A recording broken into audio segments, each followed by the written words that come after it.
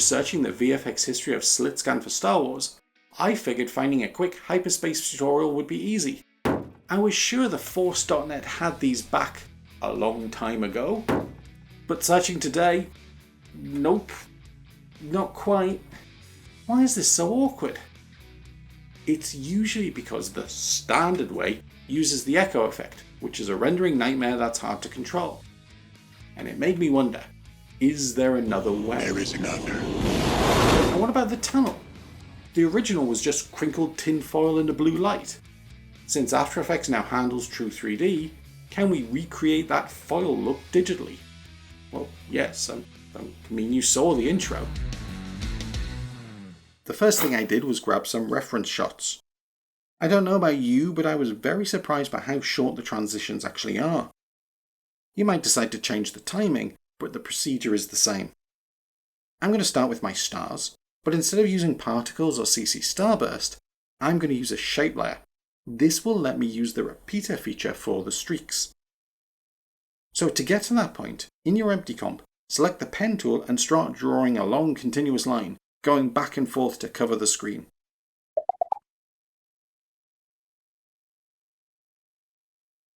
When complete, expand the shape layer on the timeline,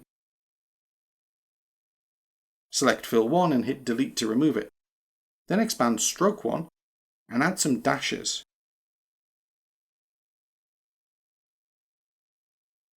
And click on the plus again to add a gap property. Set dashes to 1 and the gap to 25. Now, unless you're the greatest freehand artist ever, you'll have something like what I've drawn. I mean, I am the greatest freehand artist ever, but I've dropped down to the level you can relate to. To add some randomness, click on the tiny Add menu and choose Wiggle Paths, and drag it into Shape 1.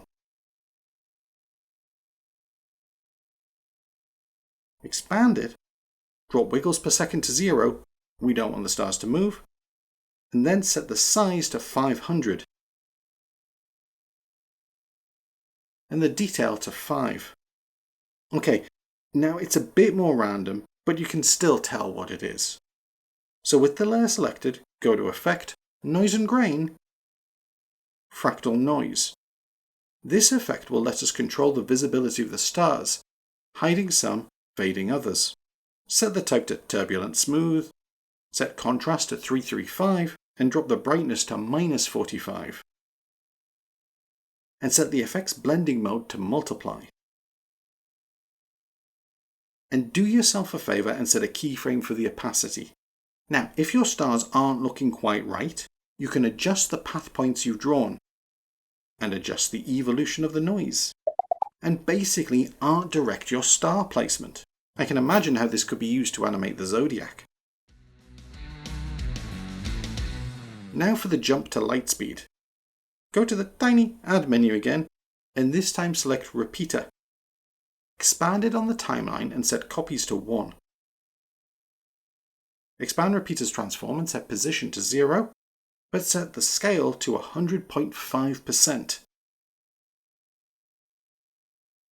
And if I increase the copies to 100, you can see we're getting those streaks of light. But the fractal noise is getting in the way. So taking the timings from the reference footage, about 2 seconds in, set a keyframe for copies to 1, then tap U on the timeline. Select the fractal noise opacity keyframe and tap H to turn it into a hold keyframe.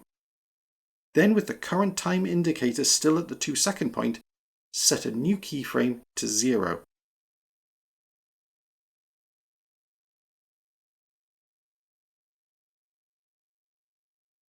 And just 12 frames later, set a new value of copies to 150.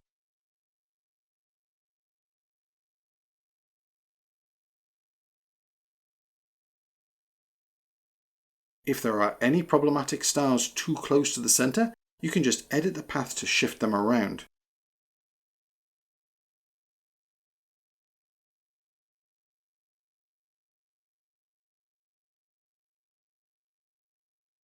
But we're getting some gaps between the repeats, and rather than try to fix that with the repeater, go to Effect, Blur and Sharpen, CC Radial Fast Blur.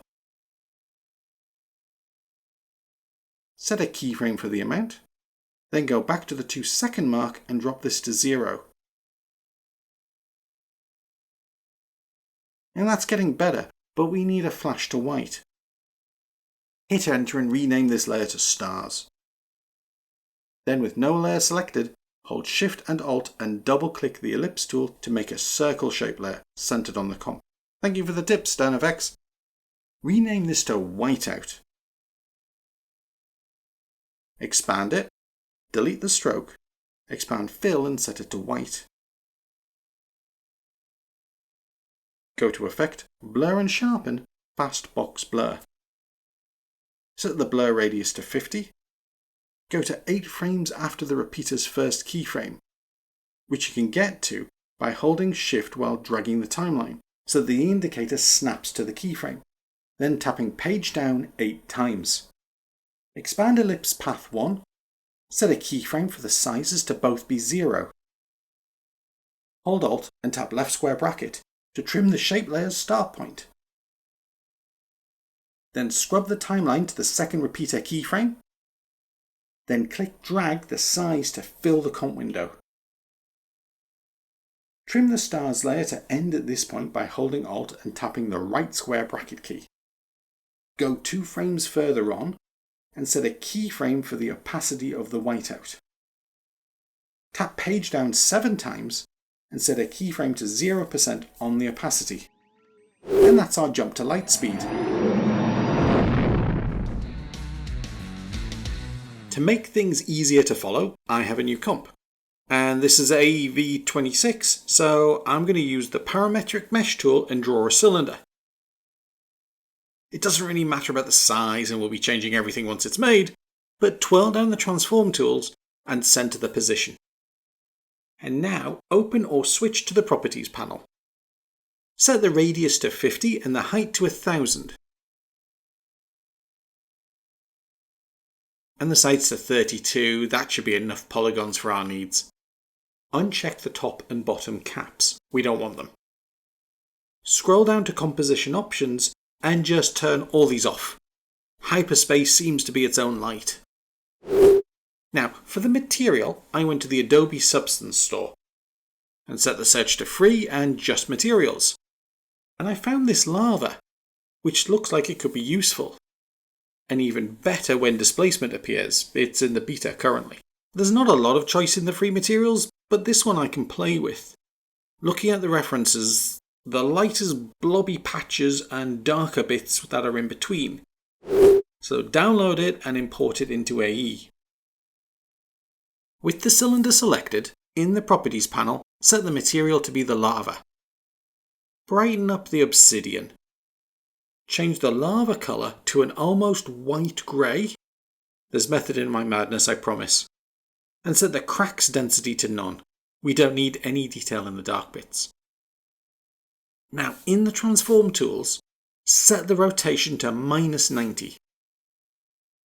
Set some rotation keyframes for the Y rotation. Then uncheck the link icon on the scale and set the scale Y to 2000%. And we're suddenly in a tunnel. We can't add effects directly to the cylinder, so instead go to Layer, New, Adjustment Layer. Then go to Effect, Channel, Invert. And now the bright lava is dark and the dark rocks are light grey. Go to Effect, Color Correction, Levels, and adjust the input white so that the areas are more defined. Then go to Effect, Color Correction, Tritone. And for the midtones I used 007 9AC, and for the shadows I went with 004 A69. And with the layer selected, hit enter and rename it to Colouring, Hyperspace Colours, or bluey whitey. Add a black solid underneath the cylinder, which with the invert effect on the adjustment layer means you get a white end to the tunnel. And call this End. Create another adjustment layer, name it Blurry Bit. Then go to Effect, Blur and Sharpen, CC Radial Fast Blur. and up the amount to 75. Now Hyperspace appears to twist as well as rotate, but I wanted to show you the colouring before we added the finishing details. With the layer selected, open the Properties panel again, and in Material Assignment, set rotation to 13 degrees. Now that doesn't appear to do much, but if I uncheck the Scales Uniform link, then drop the Y to just 5%, you can see an extreme twist. Drop the X scale to about 35%, and now we're getting something. Okay, next go to Layer, New, Camera. And a 1-node 35mm camera will be fine, unless you're planning to do a pan, and then a 2-node is much easier. Set a position keyframe at the start of your timeline with Z at about -10,000. And another 10 seconds layer at +10,000. And playing that back, as the end of the tunnel approaches, the screen fills with white, which is kinda cool. Oh, quick tip. If you save your project and return and the material isn't loading, it appears to be something to do with the GPU cache. Duplicate the layer and delete the old one, and you should be good to go.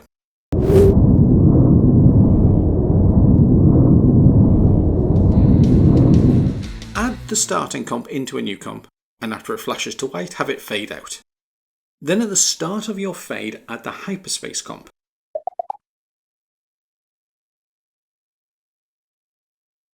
And when that flashes to white, fade it out as well. Then duplicate your starting comp and rename it to End.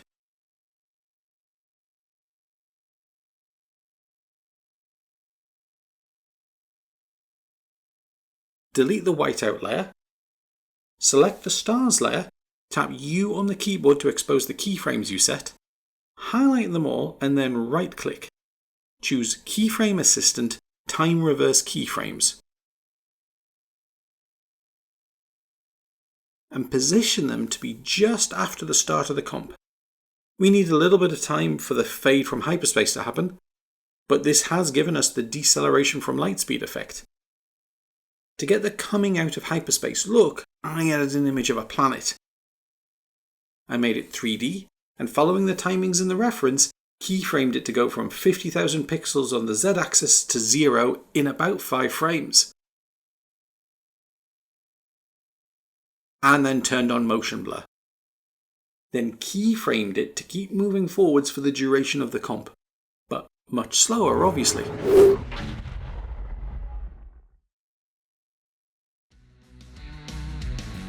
And that's it! Truth be told, once I got the basic look, I spent some time tweaking both star shape layers and the final sequence. I added my Quick Cheats template and cockpit windows, and a Jarl's handheld preset. I also pre-comped the whole journey so that I could use that with the color link effect to relight the cockpit automatically. But the mechanics of the look are all here. I kept the duration nice and short, which always helps. The full project is in the description. If you get stuck, post in the comments and it's possible to learn this technique, but not from a Jedi. Damn, I should have said that at the start.